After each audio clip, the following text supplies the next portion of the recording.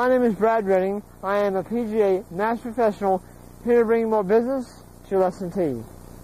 When it comes to video, and I use video in a lot of my lessons, it's very important where the camera is and what you want to get as far as information.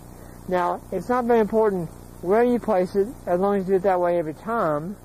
Be very consistent where you place it every time. But for me, I had to figure out where I want to place it so I could see the most important stuff that I want to see in a golf swing.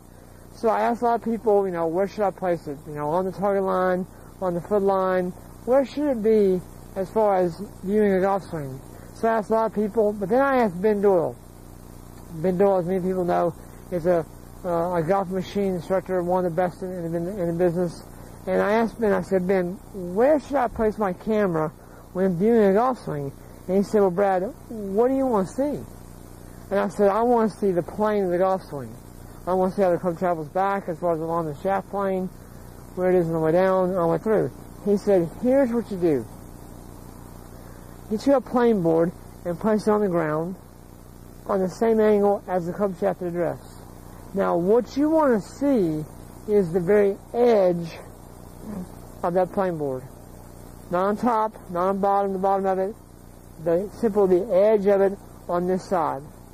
If the camera is too high, I would see the top of the plane board. Camera too low, I'd see the bottom of the plane board. If the camera was too far to the left, I would see the bottom of the plane board. Camera too far to the right, I'd see the top of the board. So, obviously I couldn't do that every time with every student and place a plane board down. That'd take up half my time in the lesson. But what I found, that if I get the camera hip high, get the camera in between my foot line and my ball line, that would be pretty much where I'd see the edge of that plane board. Obviously, different students, different heights.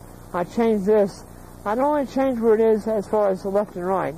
It's always in between my foot line and the ball line, and that way I can get a really good accurate reading of what's going on with the golf club back, down, and through. And I place it there every time. Now, when I do that, I use sticks. After they've warmed up, hit some shots, I'm going to get some ideas in my eyes of what's going on. But then to video it, I've got to get them in this station right here. I probably won't use this one as much, but I'll definitely use one where the ball line is, the foot line. I'll then move that one out of the way, okay? And now I've got an idea of where I should put it.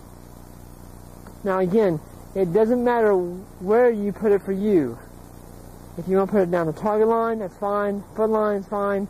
Jim McClain does it on the foot line. It really doesn't matter as long as you're accurate and do it that way every time. A few other key elements. One, you've got to have it on a tripod. I never have anyone hold my camera. Too much shaking going on, too much movement going on. It's got to be on a tripod. And if you're using like an iPad, there's several mounts on the internet that you can get a mount, okay, to mount it onto a tripod. I use a pretty expensive tripod in my teaching, but when I travel, I have a simple small one that I use, $14 at Walmart. So you don't spend a whole lot of money as long as you get accurate on where you want to place the camera. So again, for me, it's in between the target line and the ball line, my foot line and the ball line. The camera's in between those two. It's about hip high, and that's where I want to see it as far as from down the line. Now, if I go face on, I do the same thing. I hit to take the sticks, turn this way. I'll place another one this way,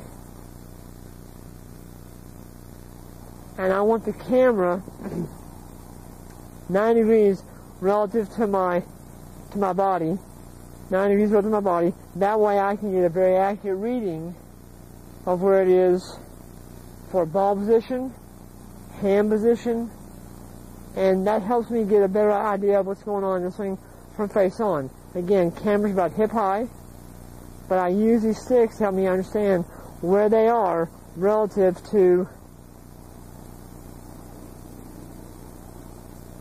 their body. Okay? Very important to use it, and always use a tripod, because if you don't use a tripod, you're moving around, you won't get accurate information. So again, here's how I use my camera in my lessons, how I get accurate readings of what's going on in the swing, and I'm sure if you use this method, it'll help you get and bring more business to your lesson tee.